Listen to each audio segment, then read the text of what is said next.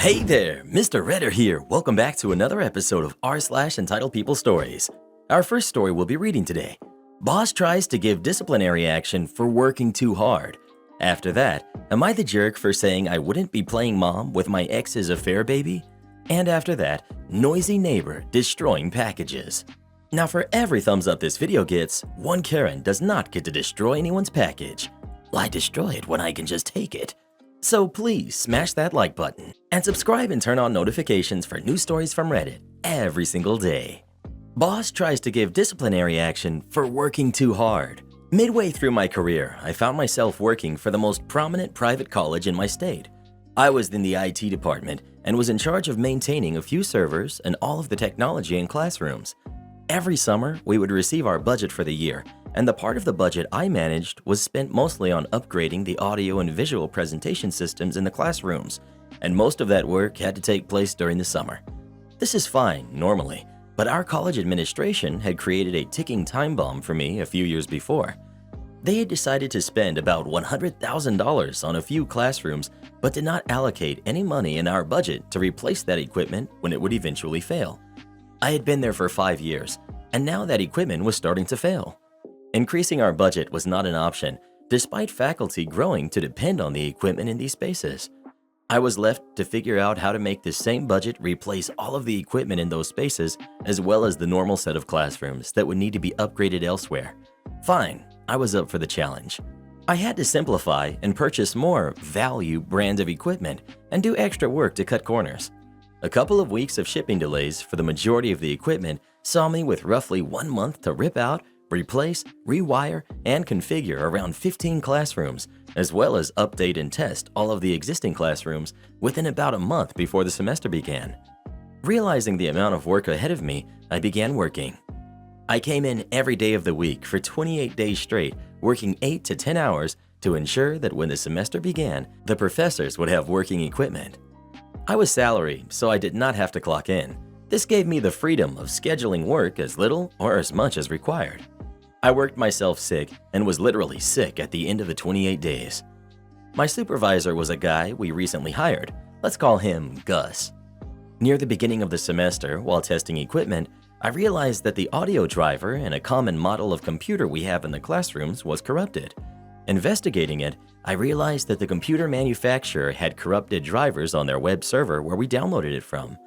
I asked my supervisor, who was in charge of managing the image deployment server, to rebuild the image with a non-corrupt version of the driver I had provided him. He said he would. I swing by the next day and ask him if he had completed the rebuild. He had not. I tell him I really need it as the semester loomed closer and closer, and he tells me he will work on it. Next day, nothing. Day after that, nothing.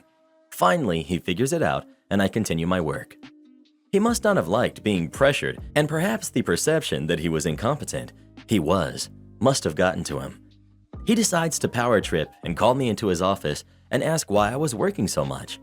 I explained the administrative oversight a few years prior, shipping delays, cheaper equipment, extra required work, and his delaying of a working image. I tell him, look, I came in day after day after day asking for that rebuilt image. Each time I said day, I'm poking my finger straight down on the edge of his desk, enough that it makes a sound to emphasize that those delays hurt the work I was doing. He wanted to find some personal failing that he could pull out some form of disciplinary action around. I gave him none. Eventually, he ran out of ideas and I left his office, not thinking much of it. Gus, however, was a jerk of the highest order. He would follow our IT director like a puppy. He joined a band with my IT director, so my work situation was not exactly fair. The semester began, and not a single issue in all of the classrooms was reported. I was proud of my work I was able to complete, given the challenges. The second day of the semester, my IT director calls me to his office. There, Gus is sitting beside him, and they both want to talk to me. I don't like the looks of this. My IT director starts asking me about why I was working so much. I explained to him, as I did Gus, the various factors that made this summer's work extra challenging. This destroyed any valid criticism they could muster.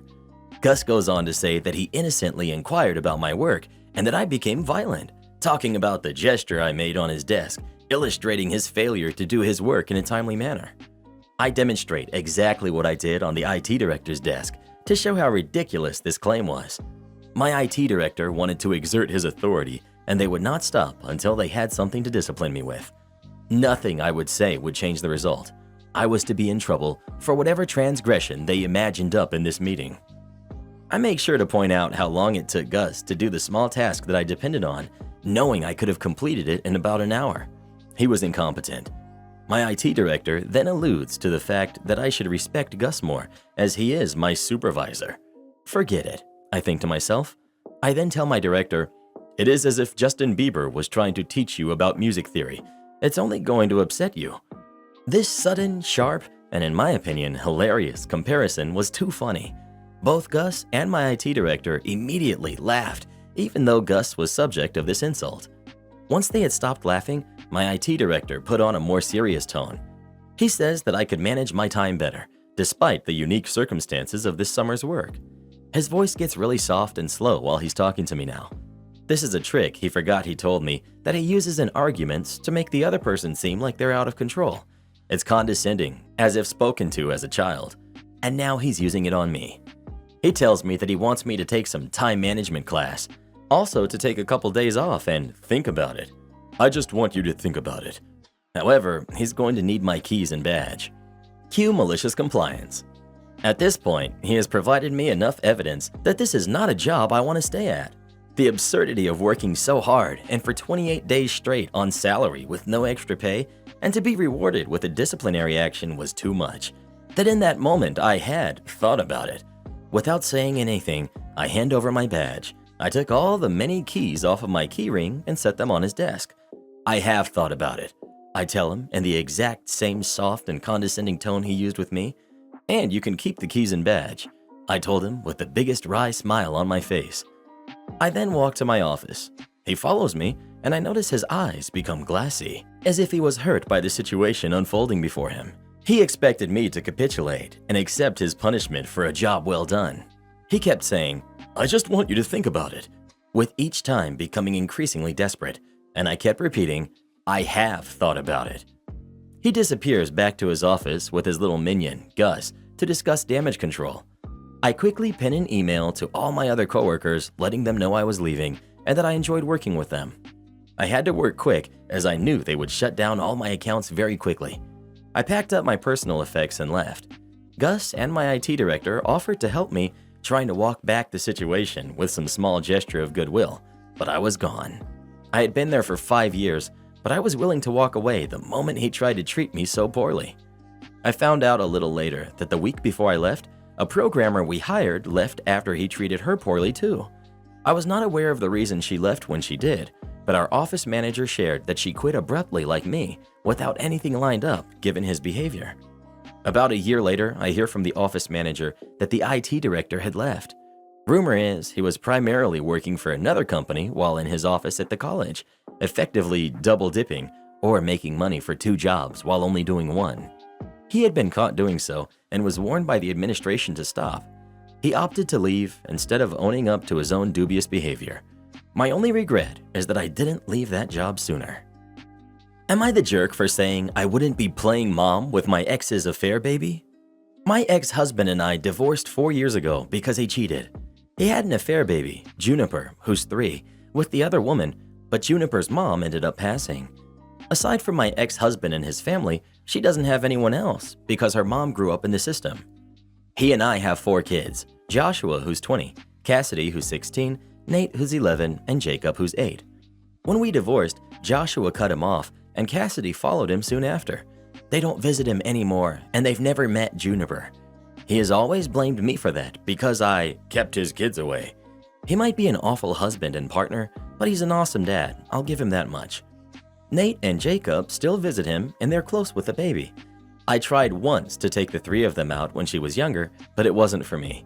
I know she's blameless, but I can't separate her from my ex's betrayal. So now, every time I pick Nate and Jacob up, I try not to engage much. If she says hi, I say hi back. If she waves, I do too, but nothing more. Now, every time I pick them up, she starts to mumble, "Mama, Mama." I'll tell her things like, "No, Juniper, I'm not your mom. Call me by my name. I'm fine with that." Last time, she actually ran at me, calling me Mama, and began to cry when I didn't pick her up and take her with me. Listen, I don't think my ex is telling her to call me mom, but that's how Nate and Jacob act, especially Jacob. He runs at me saying, "Mom, Mom," and hugs me. So I guess she's copying his behavior. Yesterday, my son spent Easter with my ex's family, and Juniper ran at me again. I said hi, and my ex asked for a second, which I said yes. He basically told me that seeing me picking the boys up, being affectionate and loving with them, is confusing and hurting Juniper. She's a baby, and she doesn't understand what's happening. So he asked me if I could just take her with me for a few days like I do with the boys, and maybe, over the time, let her call me mom. I said absolutely no, that I'm sorry for Juniper, but that I won't be playing mom with her, and that I'm only keeping a relationship with both of them because of our sons. He called me heartless and pointed out how she cries when I leave without her, but I said that it wasn't my problem and that he should deal with that. He later sent a video of Juniper crying by the door and said, "I hope you're happy." So, am I the jerk? I mean, I know it's not her fault, but it isn't mine either. It's a shame you can't divorce him twice. That's called a restraining order. Not the jerk. I'm so sorry that the baby is hurting. She's of the age where I'm sure she's trying to figure out her own little world. Part of that is copying her big brothers, and I commend you for shutting her down kindly. But your ex is a piece of work. He cannot ask you to support him, and he definitely cannot ask you to take the kid off his hands. He had a supportive parenting partner, and he threw it all away when he cheated on you. Exactly. He needs to tell Juniper about her mommy and differentiate that her brothers have a different mommy.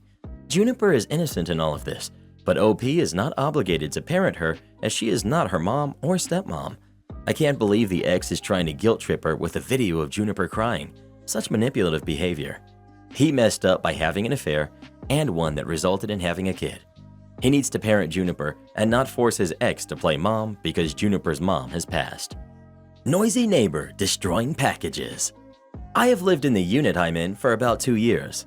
My upstairs neighbor has always been extremely noisy, and when I say extremely, I mean that I cannot sleep because there are very loud stomps, screams, dog running noises, hammering, cutting, and God knows what else.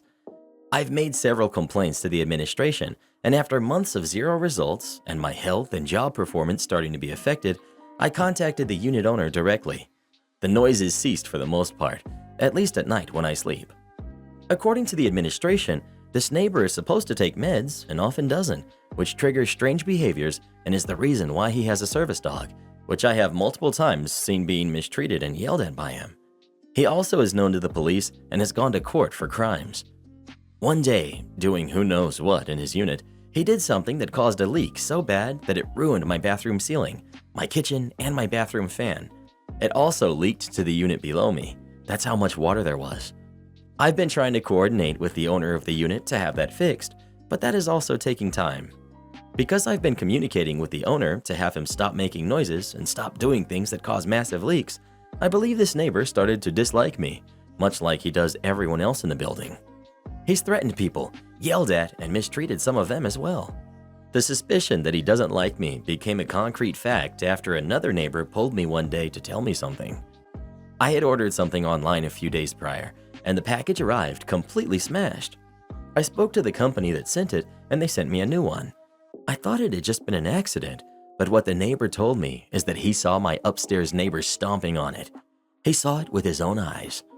This situation is starting to get out of control, and I don't know exactly how to proceed.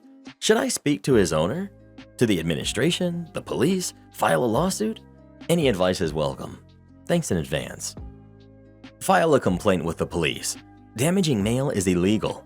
Also, contact an attorney to find out what your options are. So sorry, that sounds very scary. Do not approach this person. Document everything. If you can get a door camera, that would be a good idea. As for your useless landlord, when you have water damage, they legally have to fix it. Call your local Department of Housing Code Enforcement. You can look it up online and file a complaint. They will come to your apartment and do an inspection. Then your landlord will have a certain amount of time to fix it before they will be given fines. Am I the jerk for revoking my mother-in-law's access to my twins after she only took one of them to the seamstress instead of both? I'm 35, female. My husband is 30, male, and we've been married for 5 years. I have 15-year-old twins, Anne and Rachel, from a previous relationship. Their father is very much still involved, but they also love my husband dearly. Aside from some minor stuff, like Anne being thinner than Rach having darker freckles and a long scar on her leg, they look exactly the same. When we got married, my twins were very much well accepted into my husband's family. He can't have kids of his own, so his parents were very much pleased with 2 girls in the family. At the beginning, she treated them just the same, but as they're growing up, my mother-in-law grew closer to Anne. I've always suspected that it has something to do with Rach's weight. Mother-in-law is pretty skinny too. My mother-in-law and ex-mother-in-law were pretty excited to plan their Sweet 16 because that was the only thing Anne talks about. I could see Rach less excited than her. She thought that she would be tossed aside because Anne is more girly, while Rach likes darker stuff, but that wasn't the case. My ex-mother-in-law went above and beyond to have both of them included, and they chose a My Melody and Kuromi theme so it'll match. My mother-in-law was talking about how beautiful their dresses would be, how she'll ask her daughter-in-law to be their MA and such. My ex offered to pay for all of that, but my mother-in-law said no. The party isn't until November, but yesterday my mother-in-law went out and took Anne with her. She was supposed to help her with some stuff, but my mother-in-law surprised her and took Anne to a seamstress, one of mother-in-law's friends, so her dress would be custom. My girl came home so excited and happy, but I saw Rachel on the verge of tears. I asked both of them to go to their rooms. I could see my husband begging me not to, but I asked her why did she only take Anne and not both? She tried to act stupid because she went from, "I thought their father was going to buy her dress," to, "I planned on taking them separately." I called it BS, and she said it was not her responsibility to pay for both of them. And I said, sure, but you don't get to play favorites. I said she was uninvited from the party, and I'll be paying all of her money back. She wasn't allowed to be with them anymore until I said so, and that, at least, she should apologize to Rachel.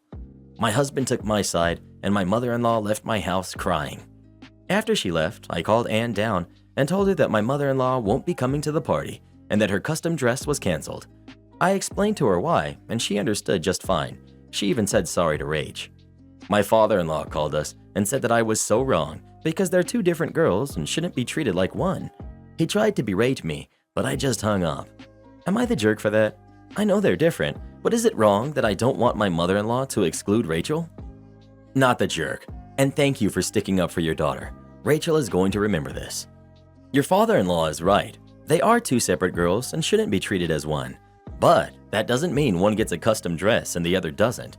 If mother-in-law meant to treat them equally, get them both custom dresses, she would have spoken to you about getting them both to the dressmaker on the same day. Separately would have been even preferable, so they could have both had the experience of getting fitted as a surprise. But she didn't do that. She planned on leaving one kid out, which is not even remotely fair. Now, if this is a first-time offense, I might advise not being so harsh, but that's up to you, and you're not the jerk.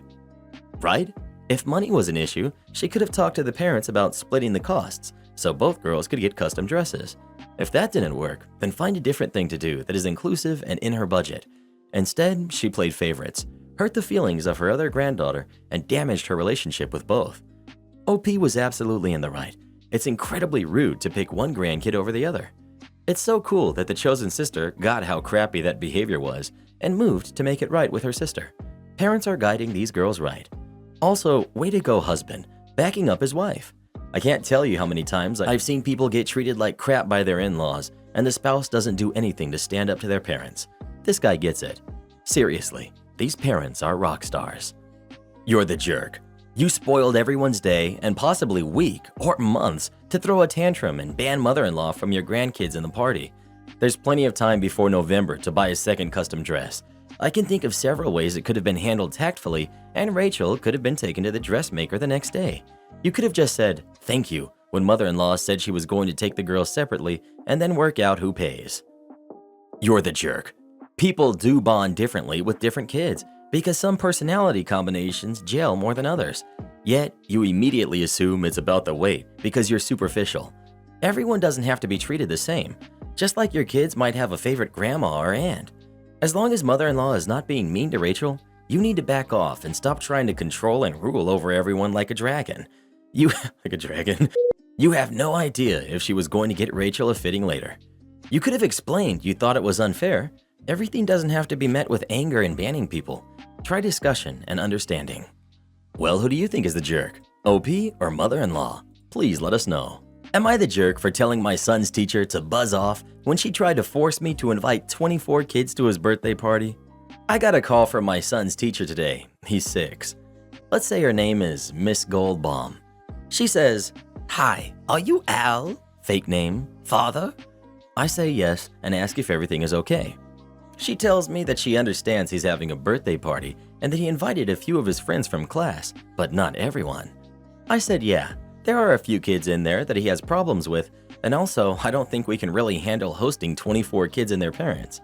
She then tells me that there's a rule that if any kids in the class are invited, that all kids in the class are invited. I told her it's an event off school hours on private property in my home. She can no more tell me what I do there and who I can and can't invite anymore than I can decide who is invited to her Thanksgiving dinner. She then tells me that there's a good reason for this rule, since kids get their feelings hurt if they get left out. So then I pointed out to her that there are 24 kids in the class. If their parents attend the party with them, then that'll be an upwards of 72 people, and I told her that's just not a reasonable thing to ask. I also point out that he has friends from other classes attending, so do I have to invite that whole other class too? She then said, "Al is in my class. He is under my supervision. This is my rule." I then tell her that Al is only under her supervision while he's in class. I'm the one throwing the party, and she doesn't get to make rules for my house or me. She then said if it involves her class, she does.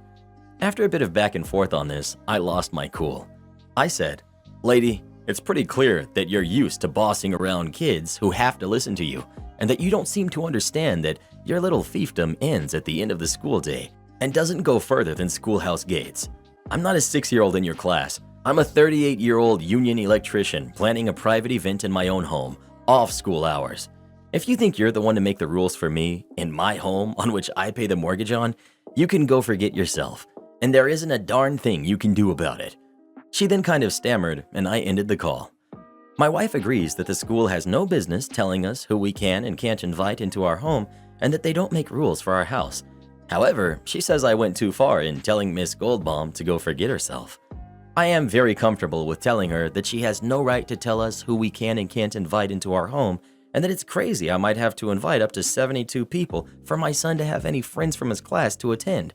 But in truth, I do kind of wish I left that last "go forget yourself" part off. But my friends at work and a few other parents tell me someone needed to take her down a peg since she was acting like this and she deserved a lesson about overstepping. So, am I the jerk? Edit. To address a few common questions or things people bring up. First, we invited roughly 9 out of the 24 kids in his class. 1 or 2 may be from other classes. I'm a little embarrassed to say I'm not totally sure because I feel like I should be, but that's what it is. Secondly, most of the invites were done by my wife directly by texting the other kids' families. There were a few kids where my son wanted to invite them, but I didn't have their family's contact info. So we gave him a few sealed envelopes with notes inside saying we understand the boys are friends and that we're having an event for his birthday, and even aside from that, we'd like to set up play dates. From there, the family contacts us, and then myself and my wife do the invites after we chat with the family for a bit. My son himself doesn't do the invites. He's a 6-year-old. We do the invites through the parents. Not the jerk. And I think you need to escalate this. The only way you'd have been out of line would be if you let him hand out invitations during class time. Ask for a meeting between the school administrator and this teacher. At the beginning of the meeting, apologize for losing your temper and your language, but then go on to politely explain what happened during the phone call and ask the administrator if this is school policy. I'm guessing it's not, and this teacher is way out of line with this request. Administration probably needs to know what she's up to so she doesn't keep trying it with other parents. Chances are she's got a history of crap like this based on her self-righteous attitude. Not the jerk. You declined her request, which was your right to do. Instead of accepting that, she argued with you. She had the opportunity to end the discussion politely, but she chose to keep pursuing it and tried to force the issue. Some people won't take no for an answer until you get more forceful with it. That's on her. That said, it's fairly common for teachers to have this sort of rule in their classrooms. Invitations often cannot be passed out in class unless they're going out to everyone. If invitations are being passed out selectively, they should be sent outside of school hours to prevent arguments and hurt feelings. The teacher does have the authority to prevent students from passing out invitations or to set rules on how they're being passed out inside her own classroom. This isn't a new thing. I'm in my 40s and remember having to invite friends to my birthday parties after school because we couldn't pass them out in class unless we were inviting everyone. Like you, my mom had zero interest in having 50 plus people in her house. Well, who do you think is the jerk? OP or the teacher? Please let us know. Sometimes you gotta get a little feisty with people. Am I the jerk for telling my husband to stop inviting his mom to our daughter's performances? Situation is pretty frustrating to say the least, but let's start with some context. So my husband and I have a 13-year-old daughter. She plays piano and has participated in several plays in and outside of school. Now here's the thing. My husband invites his mom to every performance our daughter has. Not saying he shouldn't, but many times she'd put my daughter down and point out where she messed up and what she needed to work on. Hello, she's not even an expert on this. This happens every time. My daughter's picked up on these negative comments and her self-esteem keeps getting lowered, and by extension, her performance keeps getting lower as well. I told my husband his mom needs to either stop putting our daughter down or stop coming to her plays. He said his mom is the grandmother and should be included in these events as support. Our daughter had a performance this past Wednesday. I told my husband that his mom can sit this one out, but he said it was too late because he sent her a link to the date and location of the event. I sighed and said nothing. His mom arrived like 20 minutes later, sat next to him, and kept pulling him close while whispering in his ear. I just rolled my eyes hard. Once the play was over, and after we got a chance to see our daughter, who looked nervous and shaking, mother-in-law looked at her and said, "Let me just say that today's performance was disappointing." My daughter was in shock, and I was floored completely. My daughter started crying, then rushed away. Mother-in-law then casually said, "Oh, I have to go now. I have an appointment with a salon for Chloe's," her other granddaughter's, "birthday party." I was fuming. I told her what she said to my daughter was not okay and that she made her upset. She said something along the line of, "Just telling it how it is," then left. We went home and I lost it on my husband, telling him his mom just keeps putting our daughter down and it's not right. He said I'm being overdramatic and what his mom is doing is just constructive criticism. I told him from now on he needs to stop inviting her to our daughter's performances. He said I was being ridiculous and that I shouldn't expect his mom to be excluded from her granddaughter's life like that. We had a big argument and now my daughter isn't even interested in playing anymore. My husband said I was way out of line and shouldn't use our daughter in a fight with his mom. He also called me controlling and vicious. Am I the jerk? ETA, since this took off and people are asking more questions, I'd like to add some context in bullet point form. 1. My mother-in-law and I don't talk due to past disagreements. 2.